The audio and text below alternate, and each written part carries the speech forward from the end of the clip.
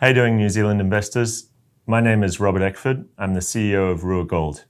Rua Gold is a gold exploration company solely focused in New Zealand to build the next gold antimony mine down in Reefton.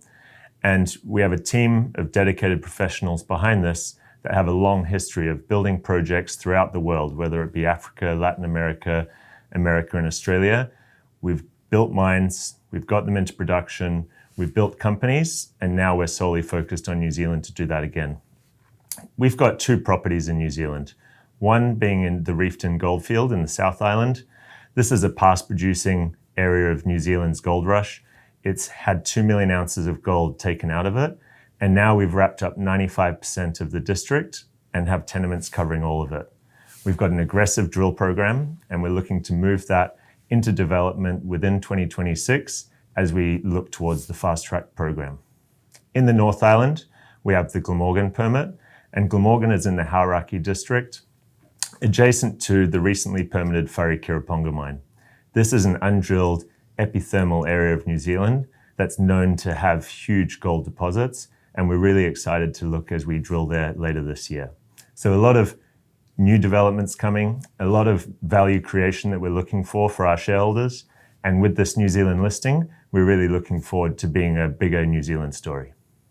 Where we see the benefits for New Zealand is a lot through foreign direct investment. So a lot of the initial high-risk capex that has gone into our company so far in the first 2 years has come from investors that we've made money for in the past across Europe, across North America. As I mentioned, this isn't our first time here, and that creates a lot of job opportunities for New Zealanders. We're now at an inflection point as the company where we've actually found an initial starter resource. We think we have enough minerals found in the ground to actually build a mine. And if we're building a mine down in Reefton, that's job creation. And we've taken over 95% of the Reefton district because we want to build a mine that's going to last there for generations. We see this as a multi-decade opportunity to create plus 200 jobs in the Reefton district, where it used to be a big mining hub of New Zealand. And so we're looking to reinvigorate that.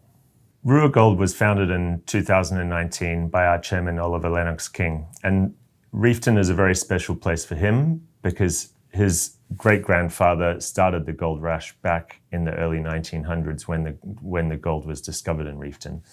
We now fast forward to today, and back in 2019 when land became available, we saw the opportunity as gold markets were improving, as the outlook for New Zealand was getting better, we saw the opportunity to start looking at reinvigorating the Reefton district. And so we brought a team together, a team of professionals that have done this multiple times before, that have raised money and built mines and built companies. And we really wanted to focus down in that Reefton district because it's really high-grade gold, while gold is at all-time highs. It has a byproduct of antimony, while antimony is in huge demand from strategic parties, including the US, including Japan, including Korea. And it's on the strategic mineral list of every country in the world. And so you've got two aspects of Rua Gold to be really excited about. You've got the gold, which is sitting at all-time highs as we speak, and a past producing district that was never explored in any significant way since the 1930s. And then on the second front, you've got the antimony, which the actual old timers left behind because it wasn't in demand back then.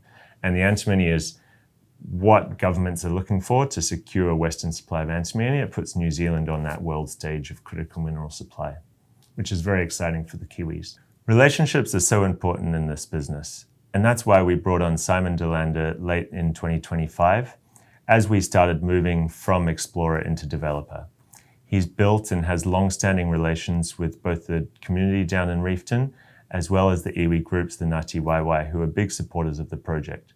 We're actively consulting with communities, we're actively working with the iwi, and we're very excited about developing that relationship and that partnership as we turn this project into a mine. We've decided now to list on the NZX because we've progressed the company far enough where we're no longer a high speculative risk. We know we have gold and antimony down in Reefton. We know that we can have a path that we have to build a mine, and now it's the time to create this as more of a New Zealander story. It's no longer foreign investors needing to put the high risk capital into it, where it could fail, But luckily, we've hit gold, we've hit antimony, and now we're on the pathway to production. And that's the right time, we feel, to bring New Zealand shareholders along for the ride so that they can also profit from the minerals out of this country. Right now, I feel our biggest risk to succeeding comes in two sides. A lot of questions I get from overseas investors is what happens in New Zealand if there's a government change? And we all know that it was much more difficult to do mining if we look back 20 years ago. So really, the approach we're taking to de-risk that as much as possible is designing our mine with the lightest environmental footprint possible. We're only looking to go underground. We're looking at Reefton, which is a very mining-friendly jurisdiction, and we're up in the Hauraki adjacent to Oceana Gold's mines. So we're not going into a brand new area. All of our mining as we approach it is going to be underground with a light environmental footprint, and we bring in the right stakeholders to come into the project, and we ensure that there's a lot of community engagement, a lot of iwi engagement, and a lot of political engagement to make sure everyone's aligned on what we're trying to achieve. 2026 is an inflection year for Rua Gold, and we're really excited about what's to come. Right now, we have 4 rigs turning down at Reefton, drilling out and expanding our gold antimony resource down there. And we're looking to register for the fast-track process in Q1 and hope to have a decision in Q2. So by middle of the way through the year, we'll know whether we're a fast-track approved project. And if so, and we think we should be given the gold antimony and the antimony critical mineral side of the story, we look to put our permit application in by the end of the year. That means we could be fully permitted by mid-2027 under the fast-track process.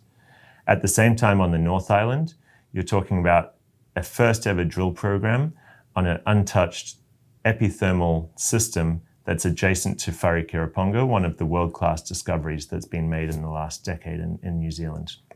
So you've got 2 aspects of both assets that have really big catalysts coming to shareholders this year.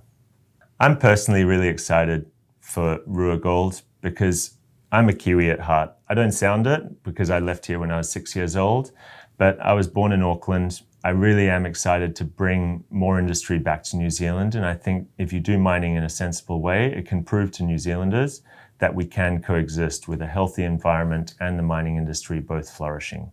We will come in with a light environmental footprint. We will be good custodians of our assets. And we're really excited to prove that to the Kiwis. And that's personally what I'm most excited about.